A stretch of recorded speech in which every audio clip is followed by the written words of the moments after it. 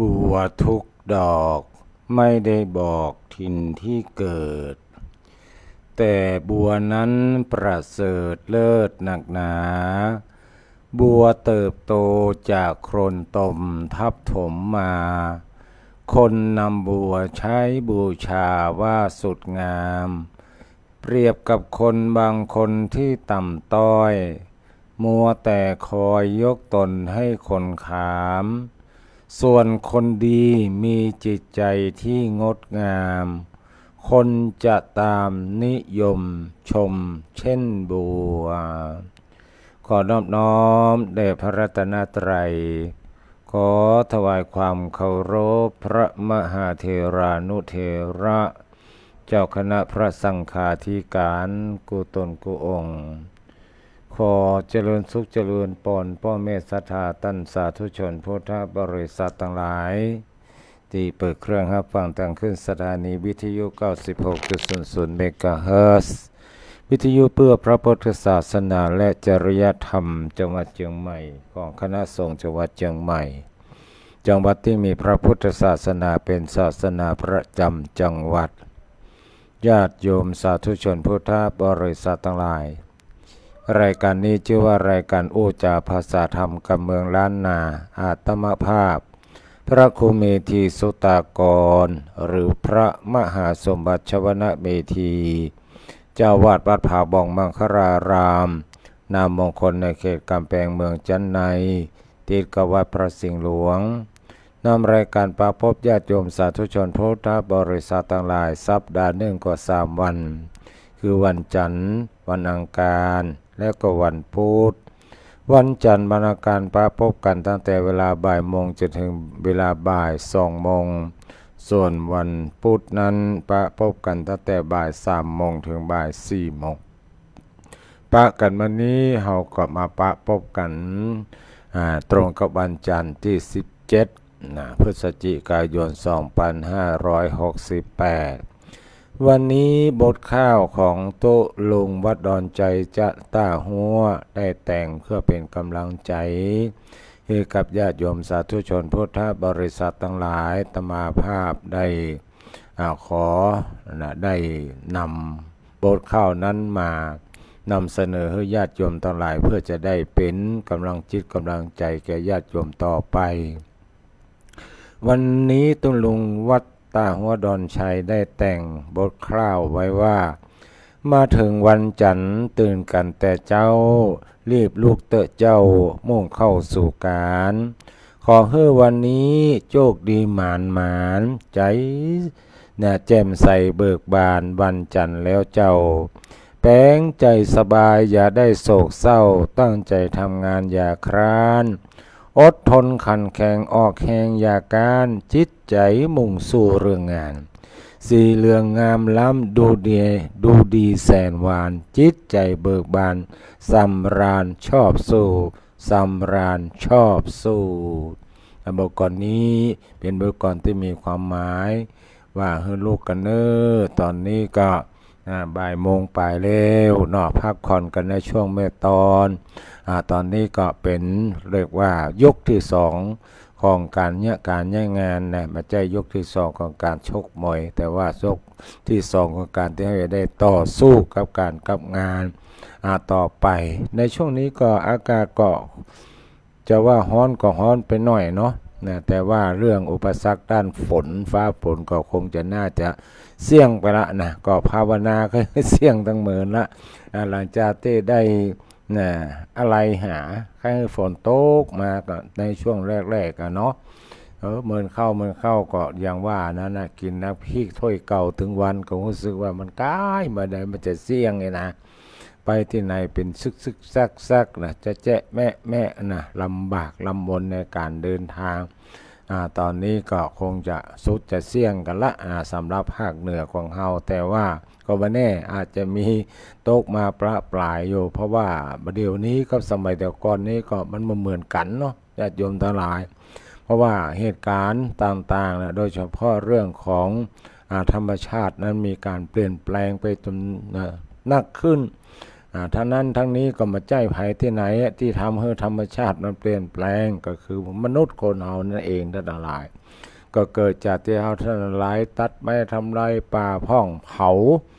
สิ่งปฏิกูลพ้องโรงงานต่างๆที่ผลิตเสื่องใจไม่สวยสิ่งอำนวยความสะดวกของเราพ้องเนี่ยมันก็จะปล่อยควันพิษขึ้นไปสู่บรรยากาศ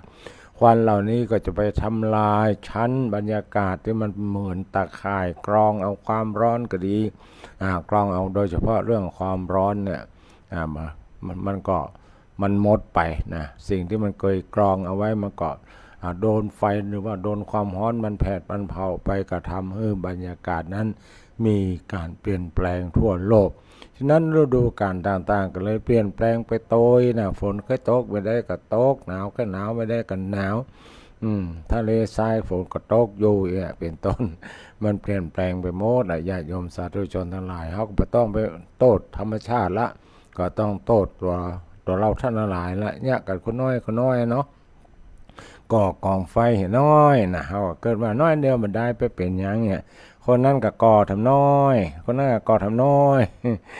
อันน้อยกับน้อยนะเปาะกันกลายเป็นนักกันญาติโยมสาธุชนพุทธบริษัททั้งหลายฉะนั้นก็อากาศช่วงนี้ก็เปลี่ยนแปลงพ้องเนาะญาติโยมสาธุชนพุทธบริษัททั้งหลายในช่วง 2-3 วันที่ผ่านมาถ้าหากจะสังเกตดูแถวตามหน้า Facebook อย่างเนาะก็ดีหรือว่าไลน์ก็ดีตมาภาพก็หายไปจากหน้าจอสาเหตุที่หายไปนั่นเพราะว่าได้ไปทัศนศึกษาที่เจียงตุงนะไปเจียงตุงนะตั้งแต่เจ้าของวันที่14ที่ผ่านมา14 15แล้วก็ปีกวันที่16ท่านสาธุชนทั้งหลายก็เป็นครั้งที่ตอนใดแล้วก็ประมาณสักครั้งที่4เนาะที่ไปเจียงตุง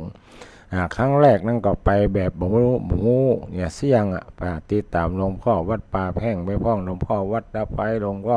ละลายหลวงพ่อนะติดตามไปบางรูปบางองค์เพิ่งก็ได้ถึงแก่มรณภาพไป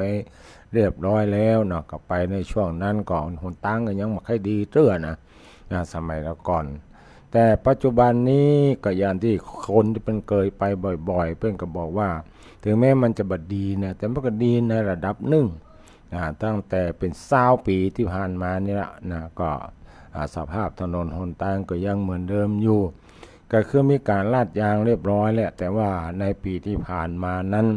ก็มีเรื่องของการฝนตกหนักทำให้เกิดการน้ำท่วมซ้อเอาถนนหนทางมันรุดออกไปเป็นตี้นะก็ทำให้เกิดเป็นม่งเป็นมั่งไปมันเป็นม่งถนนลาดยางญาติโยมทั้งหลายม่งมันเป็นเลิกนะแต่มันนักแต่มันนักมันมีตลอดเวลานึกถึงเวลานั่งรถเนี่ยมันตกม่งแบบคล่องไปเรื่อยๆญาติโยมทั้งหลายมาถึงขั้นขยึกขยักนะมันล่มเนี่ยถ้าเป็นการเนี่ยแกะน็อตนี่หรือว่าเขาไปซอยน็อตออกนี่ก็ถ้าจะออกดีห้อง ระยะทางนี้ไกลญาติโยมทั้งหลาย เอาอีกดีกว่าระยะทางนี้มันบักไกลจากเชียงใหม่ไปแม่สายนี่ก็จะว่าไปถ้าก็เวลาปกติก็4 ชั่วโมงแล้วเนี่ยญาติโยมทั้งหลายรุ่นนี้ไปเชียงรายก็ประมาณ3 ชั่วโมงถ้าเป็นรถโดยสารตะกอนเนี่ยก็3 ชั่วโมงเกินจากเชียงรายไปแม่สายทำ1 ชั่วโมงเนี่ยถ้าเป็นตะกอนก็4 ชั่วโมงป่ายในมาเดียวนี้ก็ประมาณ4 ชั่วโมงแล้วก็จากที่แม่สายไปเจียงตุงระยะทางแค่160 กิโลนะเป๊ะเลยญาติโยมทั้งหลายแต่ว่าใช้เวลาหมื่นนะเป็น 4-5 ชั่วโมงมาละเพราะว่ามันไปได้กำน้อยคือหนทางมันโค้งแล้วมันเป็นดอยแล้วก็มันเป็นโม่งอย่างตมาภาพว่านะถ้าว่าเป็นรถตู้มันก็ไปได้ไวหน่อยนะขาไปนี่เป็นรถมินิบัสเนาะเป็นรถบัสน้อยๆนะนั่งสบายแต่มันดังลุ่มล่ำอย่างว่านะกระจกมันกระทบกันเริ่มไปนะอากาศแต่ไม่สะดวกในด้านที่ว่ามันกว้างมันขวางดีไปในครั้งนี้เนี่ยเปลี่ยนรถ 4-5 คันญาติโยมทั้งหลายครัวจะพอหายซื้อครัวหายกันพ้องเอาใส่รถกันนั้นเนี่ยเพื่อไปซื้อครัวเปียกมาทำกรรมรถเปลี่ยนไปให้แล้ว นะรถที่เคยเอาครัวไว้เพิ่นไปทางอื่นนี่ละ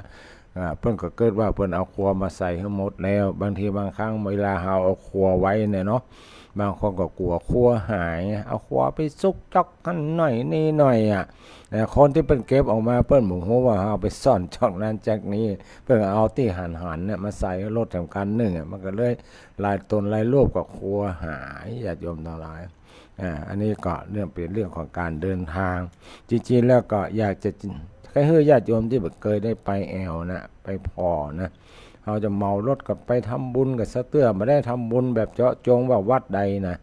เราจะไปดูวัดเรื่อยๆทำเพราะวัดนี่มันมีนักจำนวนนักก็เหมือนกับวัดในเชียงใหม่ของเรานี่แหละมันจะมีวัดที่ว่าทิศกันนะญาติโยมทั้งหลายไปน้อยเดียวกับปะวัดไปน้อยเดียวกับปะวัดบางทีก็ต่อหน้ากันนั่นน่ะวัด2-3 วัดก็ติดกันอย่างมันเชียงใหม่บ้านเฮานี่แหละเพราะว่าเชียงตุงกับเชียงใหม่เนี่ยมันก็ลักษณะคล้ายๆเดียวกันนะ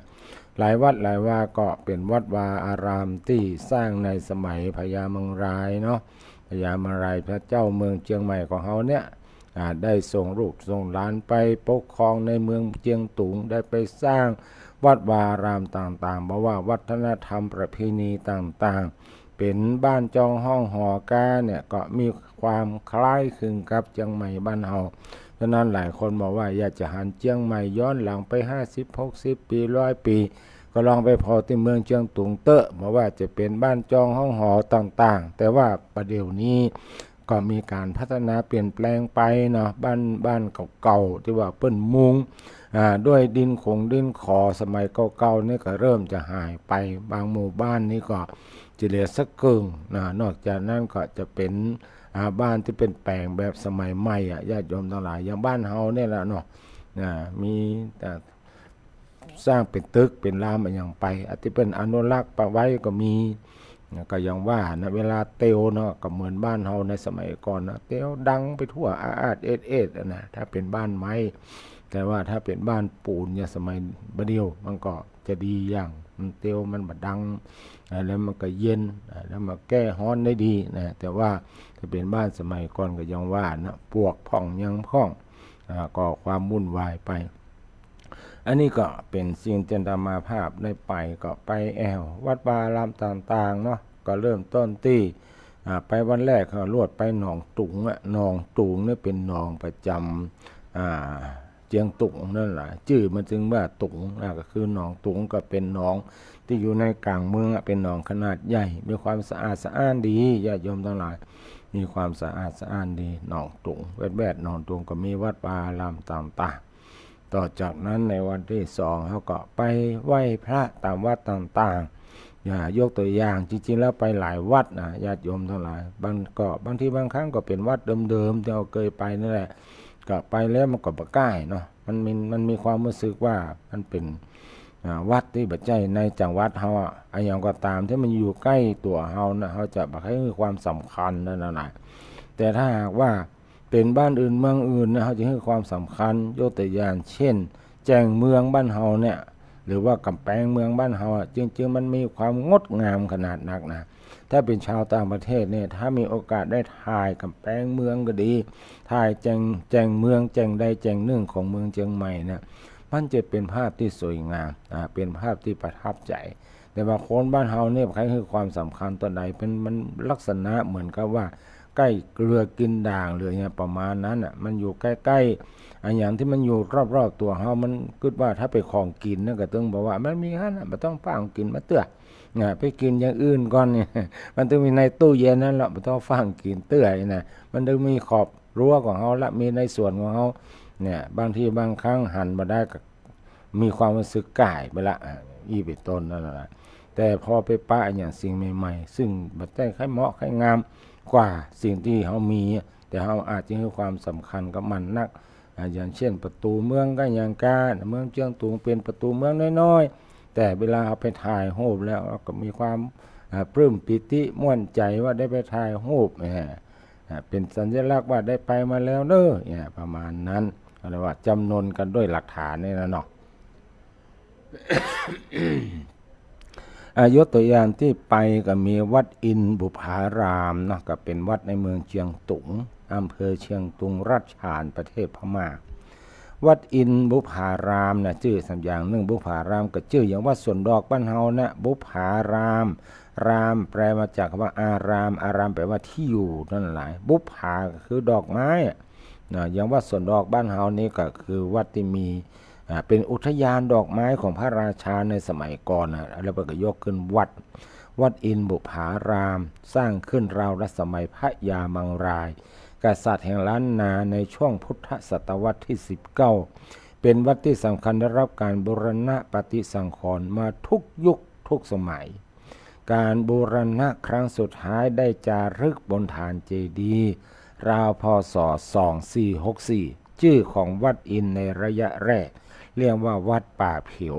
ต่อมาเรียกว่าวัดหม่อนสุดลำดับสุดท้ายจึงขนานนามว่าวัดอินบุพาราม ที่นี้สิ่งก่อสร้างที่โดดเด่นของวัดก็คือเจดีย์มีรูปแบบศิลปะก่อนค่อนข้างไปทางล้านนาคือส่วนมากนั่นนะวัดในเชียงตุงนะก็จะเป็นฝีมือของบ้านเฮานี่แหละคนล้านนาไปแปลงไว้ท่านหลายมีฐานบัวในผังยกเกศที่มีการประดับลูกแก้วอกไก่2 เส้นเรือนธาตุทำเป็นบัวคว่ำบัวหงายซึ่งไม่ปรากฏพบในเจดีย์องค์ใดในเชียงตุงส่วนยอดน่าจะซ่อมแซมในสมัยหลังพระประธานสารด้วยไม้ไผ่อันนี้ชื่อที่มาของคำว่าพระอินทร์นะพระประธานสารด้วยไม้ไผ่มีชื่อว่าพระเจ้าอินสารตามตำนานเล่าว่าขหบดีใหญ่แห่งเมืองเจียงตุงประสงค์จัดสร้างขึ้นเพื่อถวายเป็นพุทธบูชาแต่บอกว่าจะสร้างจะใดก็บ่แล้วสิเตื้อซักเตื้อนะโดยเฉพาะในส่วนของเสียรหรือว่าหัวของพระพุทธรูปจนวันหนึ่งมีคนแก่นุ่งห่มผ้าขาวมาช่วยสร้างจากนั้นก็เกิดมีลมพายุปัดมาชนิดว่ามืดฟ้ามัวดินจนช่างทั้งหลายเนี่ยที่เป็นแปลงนะบ่แล้วเสร็จซะเตื้อนะเป็นลมหมดสติกันไปหมดพอรุ่งขึ้นจึงแปลว่าพระพุทธรูปสำเร็จแล้วจึงเชื่อว่าพระอินทร์เป็นผู้สร้างจนเป็นที่มาของชื่อวัดเนี่ยนะวัดอินสารมาเป็นที่อี้ตั้งหลายซึ่งในบ้านเฮาเนี่ยพระเจ้าอินสารก็มีหลายที่หลายตางด้วยกันนะยกตัวอย่างเช่นวัดสันปัญญางเพื่อแม่แตงเนี่ยอันนี้ก็ช่างเป็นมาจาก12 ปันนาท่านหลาย12 ปันนาเพิ่นมาสารการสารนี่ก็ใจไม่ไล่นะไล่อย่างนะมันบาใจไม่ไล่ที่เอากินนอมันนะมันเป็นไม้ไล่ทำไมชนิดหนึ่งเป็นไม้ที่อดทนนั่นแหละก็หันเปิ้นสารกันใช้เวลาเมินคนที่สารนั่นจะต้องได้มันมีวิธีการของเปิ้นคนที่สารพระเจ้าเอ็นสารเนี่ยเช่นว่าบ่กินเนื้อสัตว์หรือว่าระดับหัวหน้านี่บ่อู้บ่จาหยังปิดวาจาในระหว่างที่ก่อสร้างนั้นที่วัดสันปัญญางอำเภอแม่แตงเนี่ยเพิ่นก็ได้แปลงพระเจ้าอินสารขนาดใหญ่นะท่านหลายมีครั้งหนึ่งอาตมาภาพได้เดินทางไป12 ปันนาก็ได้ไปหันพระเจ้าอินสารเนี่ยที่มีรูปร่างมันเหมือนกันกับที่วัดสันปัญญางแม่แตงเป๊ะเลยอาตมาภาพก็ได้อู้กับคนที่ไปตัวกันว่าพระเจ้าองค์เนี่ยมันอย่างมันเหมือนพระเจ้าที่อยู่วัดสันปัญญางอาตมาภาพก็บ่ได้รู้ว่ามีคนอยู่บนหัวของพระเจ้าอินสารองค์นั้นเพราะว่าช่างเพิ่นเนี่ยบ่เสเตื้อเพิ่นกำลังสารอยู่บ่ดีเพิ่นก็บอกว่านะแต่องค์คนนี้เพิ่นอู้เฮ้ยกับพงเขาหน้ากายเหรอเป็นคนที่ไปแปลงไปสร้างไปสารกลายเป็นช่างคนเดียวกันทั้งหลายนั่นเพิ่นก็ไปสารที่12 ปันนาเมินแล้วนะหลายปีดีดักมาละอาจจะพอลืมไปละนะ12 ปันนาหรือว่าคุณหมิงเนี่ยเมินแล้วไม่ได้ไปก็คิดว่าจะเดินทางไปแต่สักครั้งหนึ่งไม่ได้มาว่าในถ้ามีโอกาสก็จะปีกไปถึงครั้งหนึ่งเพราะว่าการไปที่ไหนเตื้อเดียวนะมันเหมือนกับว่าเฮาไปมันบัดสุดบัดเสี่ยงมันบัดค่อยเหมือนก็หลายคนมาวัดผาบองเนี่ยเนาะวิหารเกยขึ้นไปก่อนเกยขึ้นสักเตื้อหารก้าพระเจ้าหลวงอากาศเนี่ยวิหารไม่มีอย่างพ้องกาวิหารวัดผาบองตอนนี้เป็นกำลังแปลงพระเจ้าอยู่เนอะ นะองค์ตอนนี้เปิ้นลังทาลงลักเป็นสีดำอยู่เปิ้นบอกว่ารอลักมันแห้งอย่างก่อนเพราะว่าการที่จะลงฮักปิดทองเนี่ยใช้เวลาหมื่นนะช่างบอกว่าเพื่อจะเข้ามาประมาณกลางของเดือนเขาเป็นเนี่ยหลายตี้นั่นหลายคนที่มีฝีมือจะเป็นเนี่ยหลายตี้ก็เปิ้นบอกว่าจะเข้ามาประมาณกลางเดือนธันวานะตอนนี้ก็เป็นรักอันเก่าอยู่เพื่อจะมาคาดให้มันเป่งมันใสก็ต้องลงรักแถมรอบนึงนะลงฮักแถมซะคือยางของไม้ฮักนี่แหละคือคนสมัยโบราณเวลาเปิ้นแปลงพระพุทธรูปเนี่ยเปิ้นก็จะเอาลักเนี่ยทาก่อนทาแล้วถึงปิดทองก็จะทำให้พระพุทธรูปนั้นมันมีอายุยืนยาวได้หลายร้อยปีนะญาติโยมสาธุชนหลาย อันนี้ก็มาถึงวัดที่สองนั่นแหละนะวัดที่สองคือวัดหัวควงเจียงตุงหลายคนหลายท่านก็เคยไปเจียงตุงก็คงได้เคยไปละนะวัดหัวควงในเชียงตุงเป็นวัดสำคัญที่มีประวัติเก่าแก่สร้างขึ้นถวายแก่พระธรรมไตรโลไตรกโลกไตรโลกในสมัยอาณาจักรล้านนาเมื่อปีพ.ศ. 1882เป็นที่สถานที่เจ้าฟ้าแห่งเชียงตุงเคยบวชเป็นพระภิกษุและมีความสำคัญทางศาสนาและสถาปัตยกรรมโดยเฉพาะในเรื่องวิหารลายคำ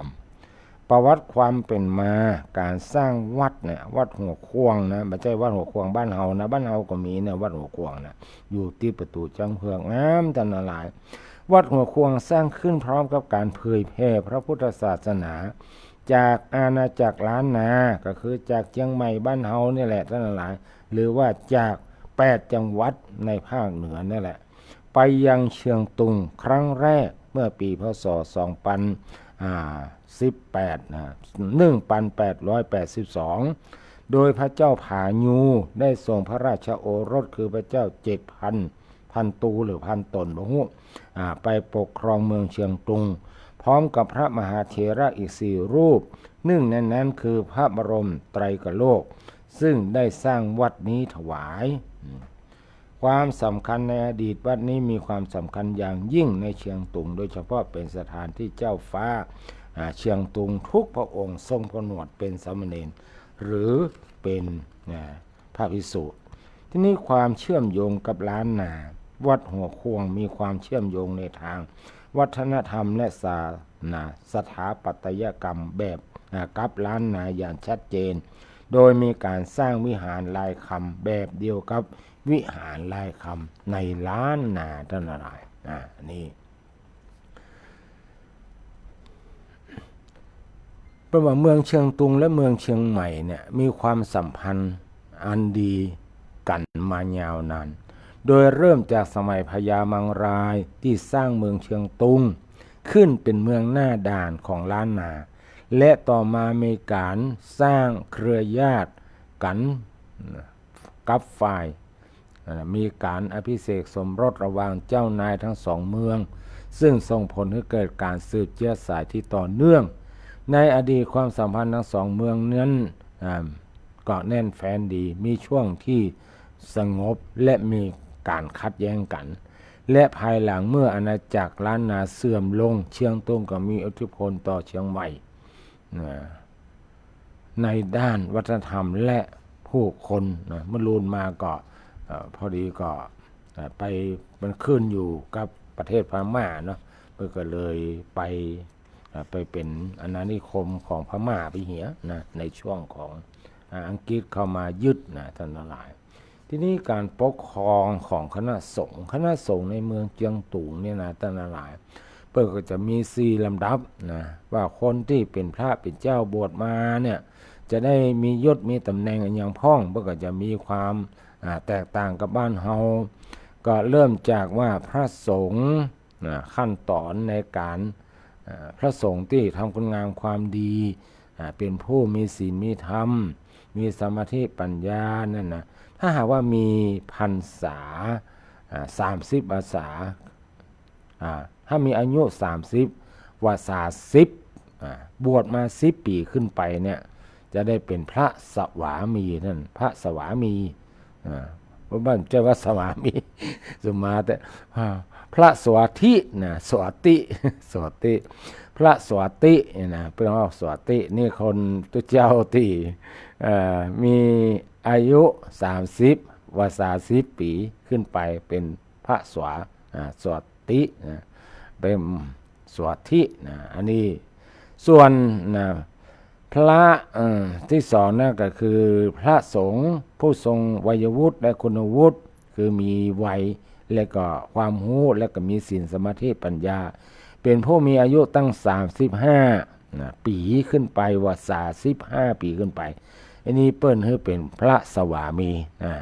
อันนี้บ่ผิดนั่นหลายแต่ว่าลำดับตะกี้ว่าผิดเริ่มจากสวัสดิกันสวัสดิสวัสดิระดับที่สองเป็นว่าพระสวามีประการที่สามก็มาถึงขั้นเป็นครูบานะครูบานี่การที่จะเป็นครูบาในเมืองเจียงตุงนี่ก็บ่ใช่ว่าอุปโลกหรือว่าเป็นครูบาที่เข้าห้องกันว่า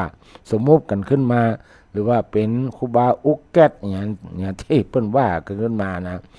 พระครูบาคือพระสงฆ์ผู้ทรงวัยวุฒิและคุณวุฒิและเป็นใหญ่ในหมู่สงฆ์มีอายุ40ขึ้นไปวาสาก็ต้องมีวาสา20 ปีขึ้นไปนะเพิ่นฮ้องว่าพระครูบาเนี่ยถ้าใครจะเป็นครูบาก็จะต้องมีอายุ40ขึ้นไป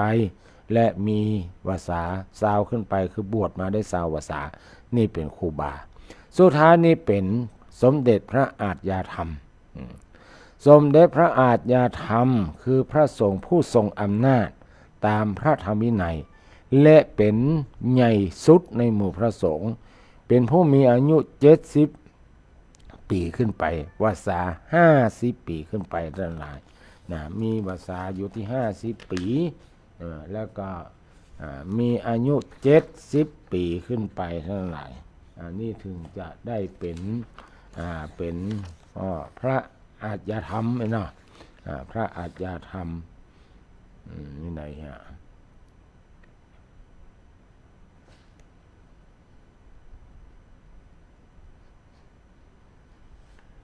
อาจยธรรมที่นี้วัดพระอาจยธรรมสมเด็จพระอาจยธรรมรูปปัจจุบันนั้น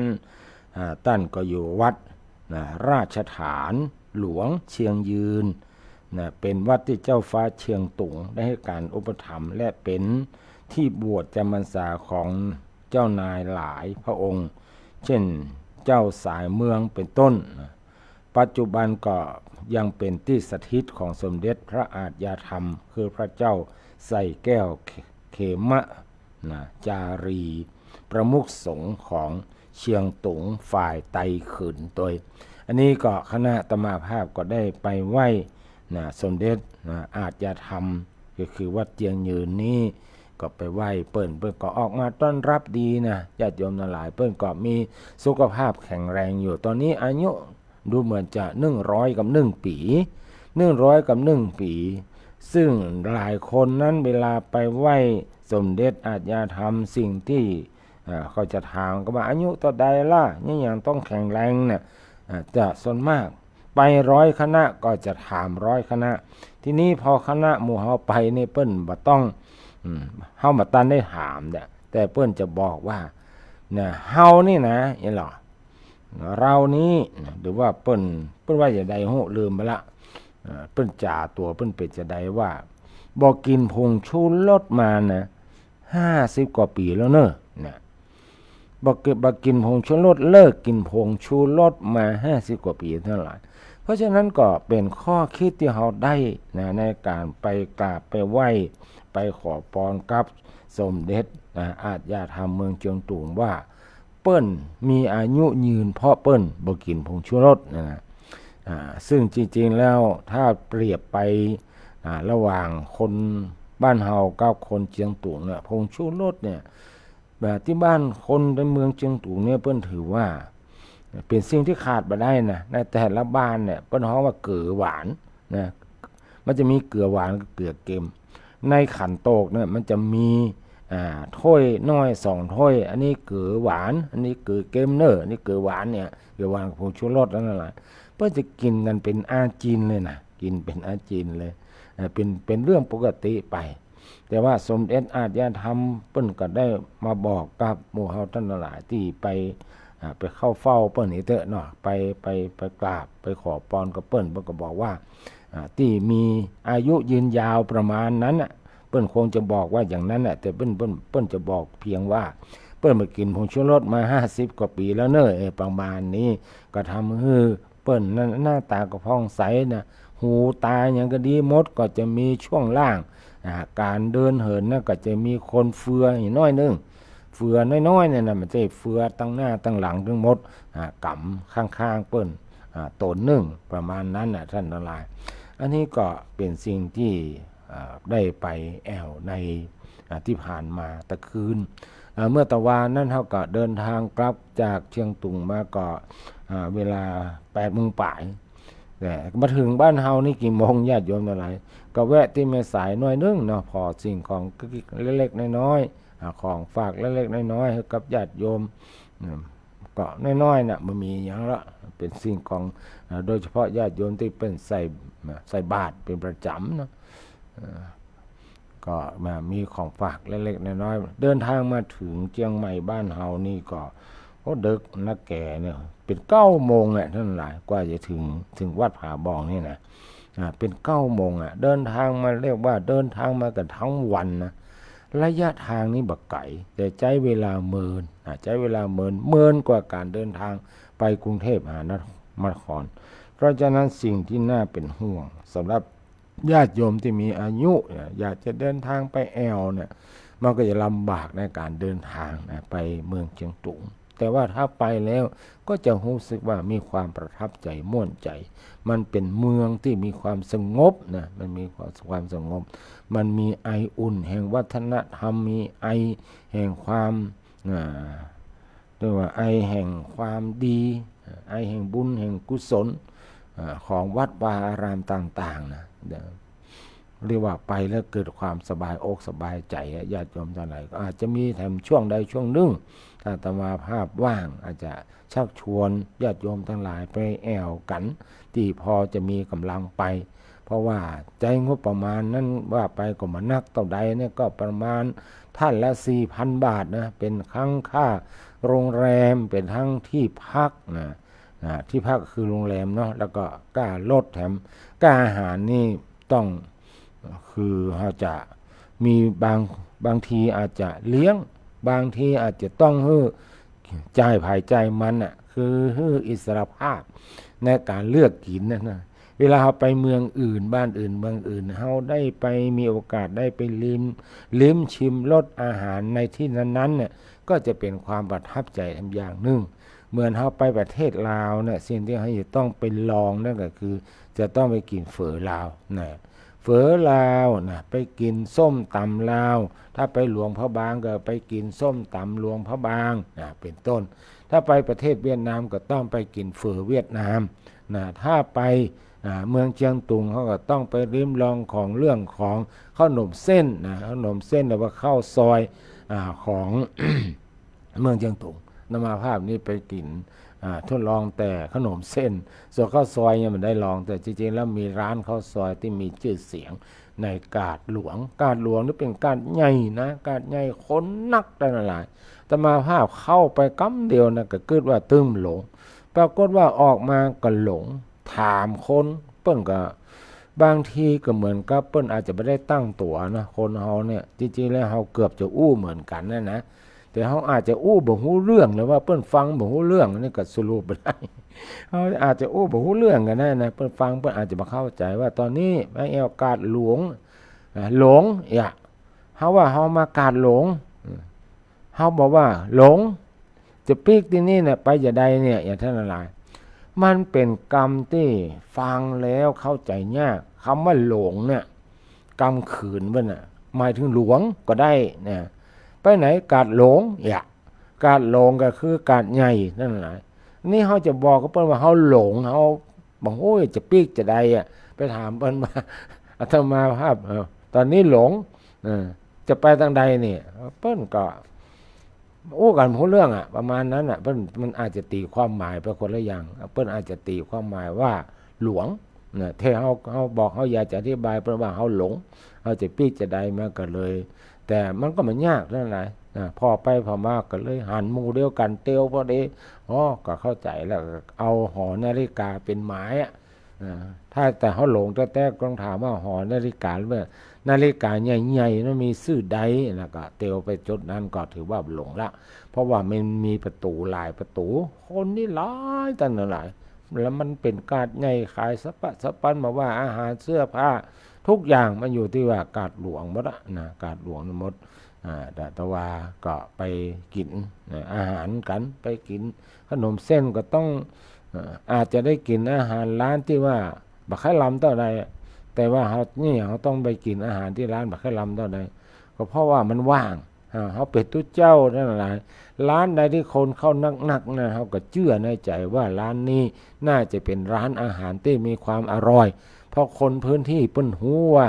ร้านใดมันล้ำมันก็เลยกินกันหลายแต่ร้านที่เขาไปกินเนี่ยมันมีคนแต่ว่ามันสะดวกเอาเป็ดตุ้เจ้าเขานั่งสะดวกเขาอาจจะได้กินที่ล้ำหรือว่าจะได้กับหูนะอันนี้ก็เขาก็ประสบรูปแต่ก็ถือว่าล้ำเพราะนี่อย่างต้องล้ำเพราะว่า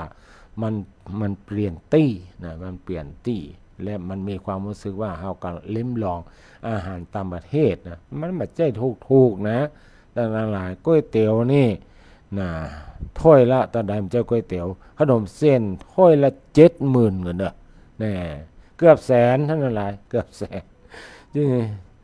ในช่วงเจ้าวันแรกนั้นแต่เฮาที่โรงแรมเนี่ยโรงแรมแฮร์รี่เนี่ยเป็นโรงแรมที่คืนหนึ่งพักกันก็ประมาณสักตอนนี้เพิ่งขึ้น750 บาทละต่อคืน750 บาทต่อคืนเท่านั้นแต่มันนอนกันหลายคนได้หลายคนบางห้องก็3คน3เตียงใหญ่ๆบางห้องก็2เตียงนี่นะก็นอนแบบสบายมีแอร์มีน้ำอุ่นแต่ว่าเราไม่ได้เปิดแอร์หรอกเพราะว่าอากาศที่ห้านี่หนาวปีนี้ไปเริ่มต้นอากาศหนาวที่เมืองเชียงตุงมันได้เริ่มอากาศหนาวที่บ้านเราต้นหนาวกับเกลือผ้าเครื่องนุ่งห่มประเภทว่าหมวกอุ่นแล้วก็เครื่องกันหนาวไปเป็นผ้าตุ้มมันยังไปเรียบร้อยนะคือกันก็มั่นใจว่ามันต้องหนาวเกาะหนาวดังใจแต่ญาติโยมสาธุชนทั้งหลายอันนี้ก็เล่าบรรยากาศต่างๆที่อาตมาภาพพร้อมกับคณะได้ไปแอวมาเนาะเกือบจะหมดเวลานี่ขนาดเล่าบดายนะบอกว่าวันนี้โยมแม่ก็แม่น้อยเนาะแม่น้อยอยู่ในสายวันนี้ฟังรายการอยู่ก็เวลาเหลือ10 นาทีแม่น้อยโทรเข้ามาได้เลยเนอะเกือบจะลืมแม่น้อยแล้วเนี่ยเมาเรื่องเจียงตุงเนาะหลายคนหลายท่านอาจจะเคยไปบางคนบางท่านก็เคยไปหรือว่าเคยมาไปมาแล้วในหลายปีก็อยากจะให้ไปแอลทำครั้งหนึ่งอันนี้ก็ที่ผ่านมา2-3 วันนี้ก็มีกลุ่มของคนไทยเนาะจะเป็นคนที่ไหนมาหัวแต่ว่าตัวเจ้าของคนเมืองเขาเนี่ยได้ป่าไปเพิ่นก็ไปทำบุญหลายวัดหลายวานี่เป็นทัวร์ใหญ่หน่อยรถตู้ก็ประมาณ 4-5 กันก็ไปพร้อมๆกันนะปะกันอยู่ตลอดทางตามร้านอาหารห้องตามวัดตามวารามต่างๆบ้องนี่ก็เป็นกลุ่มของคนไทยโดยส่วนมากก็เป็นทัวร์ของคนไทยนี่แหละโดยเฉพาะคนเมืองของเราเนี่ยจะไปแอวเมืองเชียงตุงกันนักเพราะว่ากำอู้กำจ่ามันเป็นเกือบจะเป็นกำเดียวกันนะคนต้องปุ้นเปิ้นพอนะทีวีเปิ้นก็พอทีวีไทยนะเปิ้นพอทีวีไทยพอหนังไทยนั่นแหละนะเจริญพรแม่น้อยนะแม่น้อยจากตำบลแม่แรงบัดได้ปัสวัสดิ์เจ้าวัดเจริญพรแม่มีอย่างมาฝากวันนี้ วันนี้เอาวันเป็ดมหาจาบเนาะย่อ4-5 นาทีแต่ยายต้องว่ากึ่งเดียวจ้ะเพราะว่าวันผู้วิกึ่งเนาะมาสมมติกระลาตามเด้อเนาะเจ้าทำมหาจาบฟังกันวันคำแต่ของยายนั่น4-5 นาที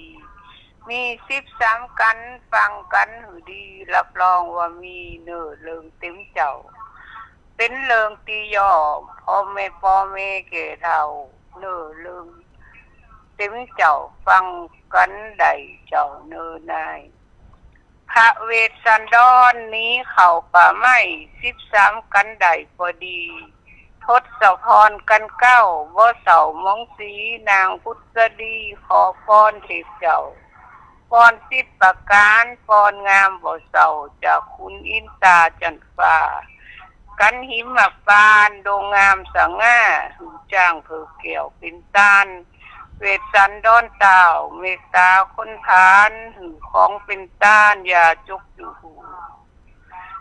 กันต้านขันเจ้าบ้านก็หูเจ้าสมบูรณ์จูเลยหยุดเพื่อลบหลีกลี่ขี่ลัดลดพร้อมกับลูกหน่อยเมียเปงกราบลาปอเต้าออกจากสีแสงเขาลบยำเยงมารดาแม่เจ้ากันวันประเวทเขาเขตป่าเศร้าเขาป่าดงเหล่าติดต้องเป็นเขาวงกฏเสียงนกลำห้องดังโปแห่งห้องไพวันเขาดงป่าไม้ถือศีลประจำไปพร้อมเพียงกันเมียเปงลูกหน่อยโบดเว้นหรือสีจีดงยอดซอยกินเผือโคมันลูกใหม่เอาเป็นอาหารสี่องค์ทานไทยอยู่กลางป่าไม้ไพวันกันจู้จกนั่นโมนดีเหมือนกันปางมือผู้พามได้มีสาวน้อยอามิตตาเมงามสอยลอยกับข้ามโพลงเงาพอได้อาสาหาคนใจเจ้าก็เข้าป่ากว้างพันนาจุฬาพลนั่นสอดลาดงนาเสียงสกุนาในป่าดงลี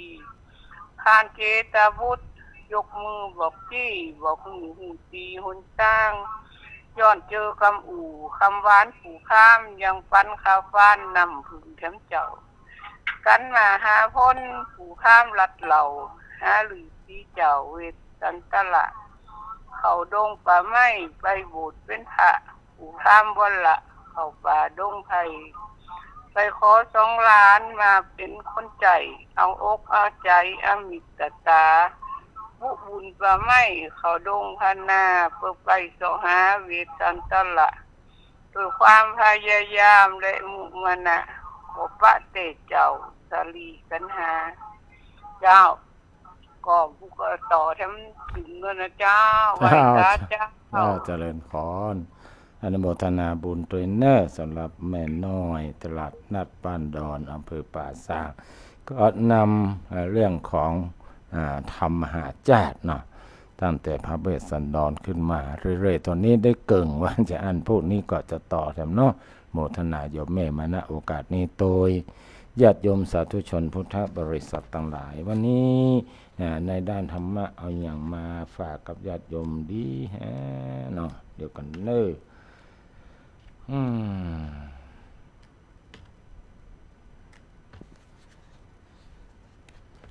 เรื่องแรกวันนี้เป็นบอกว่าเรื่องของความหูท่วมหัวเอาตัวมาหอดนักการศึกษากล่าวว่า คนที่เรียนจบชั้นสูงความหูดีมีความสามารถแต่ถ้าหากมีจรรยามารยาท3ประพฤติเลวจะฮ้องคนนั้นว่าได้รับการศึกษาดีได้จะได้หรือคนที่มีมารยาทดี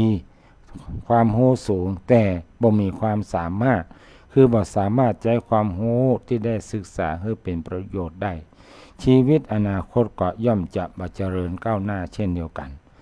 คนที่รับการยกย่องและเป็นที่ยอมนับถือกันในสังคมนั้นจะต้องเป็นผู้มีความรู้มีความสามารถและมีความประพฤติดีมีคุณธรรมประจำใจสามารถเข้ากับคนและอยู่รวมหมู่กับคนอื่นได้อย่างมีความสุขจึงจะได้ชื่อว่าเป็นผู้ได้รับการศึกษาดีคือรู้ดีรู้ชั่วว่าสิ่งใดควรประพฤติปฏิบัติ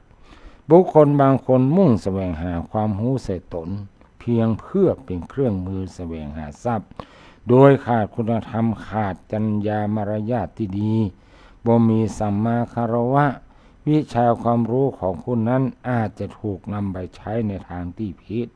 เช่นอาจนำไปฉ้อโกงหลอกลวงคนอื่นหรือไปประดิษฐ์คิดค้นสิ่งที่ผิดกฎหมายความรู้นั้นจะนำมาแต่ความเดือดร้อนและความเสื่อมเสียมาสู่ตนเองทำให้ชีวิตตกต่ำสังคมบ่ยอมรับ ในที่สุดก็จะถูกเจ้าหน้าที่จับกุมถูกจำคุกโดยความรู้ที่ว่านั้นบ่อาจช่วยอย่างได้เลย เข้าทำนองที่ว่าความรู้ท่วมหัวเอาตัวบลอดดังนั้นผู้ที่ต้องการความเจริญจะต้องประพฤติปฏิบัติแต่สิ่งที่ดีเป็นคนดีมีศีลธรรมเป็นผู้ปลูกศีลปลูกธรรม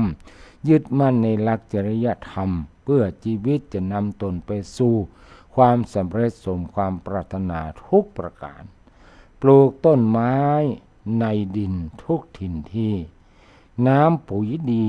ผลิตดอกและออกผลปลูกศีลธรรมนำใส่น้ำใจคนปลูกยากล้นฝืดเฝือเหลือประมาณถ้าคนไร้ศีลธรรมจำไว้เถิดโลกจะเกิดวุ่นวายหลายสถานถึงฆ่าฟันกันตายทำลายลาน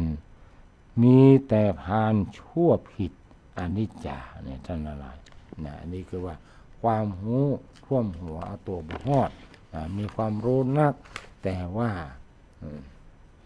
ปัจจัยความรู้เป็นประโยชน์หรือว่ามีความรู้แต่ว่าบ่มีความสามารถที่นำความรู้นั้นไปใช้ก็บ่เกิดประโยชน์อย่างสักอย่างเลยอันนี้เป็นข้อธรรมธรรมแรกที่นำมาฝากญาติโยมในวันนี้ท่านสาธุชนพุทธบริษัททั้งหลายในวันอาทิตย์ที่14ธันวาคมก็จะเป็นผ้าป่าของสถานีวิทยุเพื่อจะได้นำจตุปัจจัยถ้าจะทำได้ท่านทั้งหลายได้ให้ได้หอมแม่อาตมาภาพก็ให้หอมร่วมโดยเหมือนกันก็จะได้รวบรวมปัจจัยนั้นในการที่จะเอามาบำรุงสถานีญาติโยมท่านใดจะร่วมบริจาคผ่านอาตมาภาพก็สามารถที่ทำบุญมาได้ต่อได้ก็ได้เนอะหมายเลขโทรศัพท์อาตมาภาพ091 079 7084นอกจากนั้นอาตมาภาพมีข่าวบุญทำข่าวเนื่องที่อยากจะเชิญชวนญาติโยมทั้งหลายได้ร่วมทำบุญด้วยกันนั่นก็คืออาตมาภาพได้ส่งทุกเจ้าวัดเนี้ยไปอยู่ที่วัดแม่ตำบลแม่แรมอำเภอแม่ริมในช่วงนี้เปิ้นค่ายได้ห้องครัวเปิ้นก็ได้ได้ตั้งเสาแล้วก็มุงหลังคาเป็นที่เรียบร้อยแล้วญาติโยมทั้งหลายตอนนี้ก็ยังขาดในด้านของเป็นอิฐบล็อกและเป็นทรายเป็นปูนก้าช่าง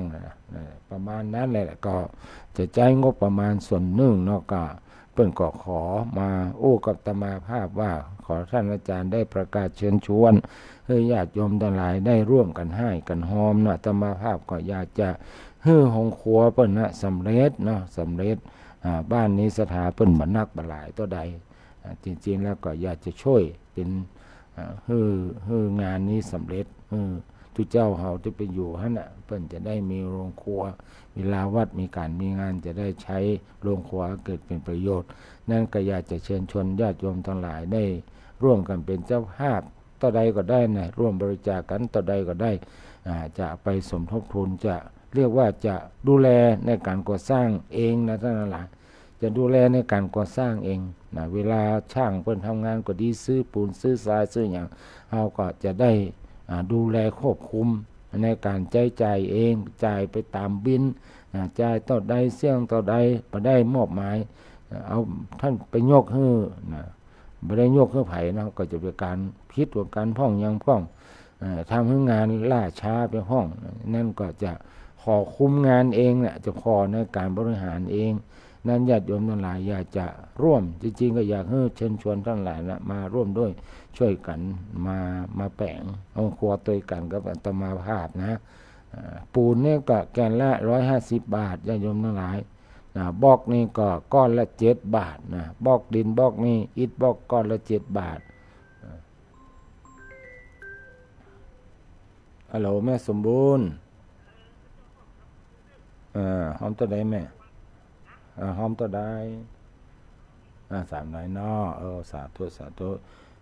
โยมแม่สมบูรณ์แถวสุวรรณโชติได้ขอ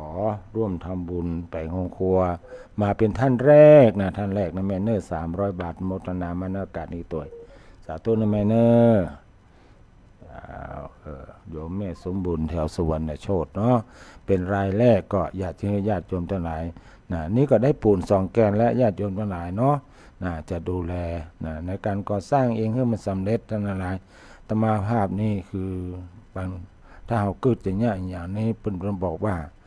อย่างที่เคยบอกไว้ทำให้เขาชอบแล้วเขาจะเชื่อเมื่อเขาเชื่อแล้วเขาจะช่วยบ่ช่วยก็อยู่ที่ญาติโยมทั้งหลายเนาะอาตมาภาพได้ไปอบรมวิชาเจ้าวาดมาที่วัดปากน้ำครูบาอาจารย์เพื่อจะสอนอย่างเงี้ยขอให้เราเนี่ยจะต้องทำให้ญาติโยมชอบเมื่อญาติโยมชอบและญาติโยมจะเชื่อเมื่อญาติโยมเชื่อแล้วญาติโยมจะช่วยยกตัวอย่างง่ายๆเช่นเฮากวาดขี้เหี้ยวัดวาอารามสะอาดสะอ้านญาติโยมก็ชอบเฮาเมื่อเฮาขาดมาไม้กวาดบ่มีนะญาติโยมเพิ่นชอบแล้วหรอเพิ่นก็เชื่อว่าเฮาเนี่ยจะเอาสตางค์ไปซื้อไม้กวาดเด้อเพิ่นก็เอาพร้อมสตางค์มาหรือว่าซื้อไม้กวาดมาเนี่ยเพิ่นก็จะช่วยเฮานะก็ยึดเอาหลักคำสอนนี่แหละมาใจญาติโยมทั้งหลายฉะนั้นท่านใดจะให้เจ้าหอมธรรมภาพกับการสร้างโรงครัววัดแม่ตำบลแม่แรมอำเภอแม่ริมก็ร่วมบริจาคได้เน้อก็โทรมาที่หมายเลขโทรศัพท์0910797084โมทนากับโยมที่พอทางรายการเนาะมีไผ่พ้องมีครูยากศนโยมสุนีกองบุญเนาะโยมนภัสวรรณวังมณีอาจารย์เกียรติศักดิ์ดวงพันธ์และก็โยมนากาแฟชากาแฟโมทนามากันนี้ตัวเนอะวันนี้เวลาหมดเวลานำรายการจากท่านผู้ชมผู้ฟังไปก่อนก้อยปะกันพรุ่งนี้ปะกันพรุ่งนี้เนอะเวลาบ่ายโมงถึงบ่าย2 โมงวันนี้ขอความสุขความเจริญจงมีแก่ญาติโยมสาธุชนทุกคนทุกท่านเจริญพร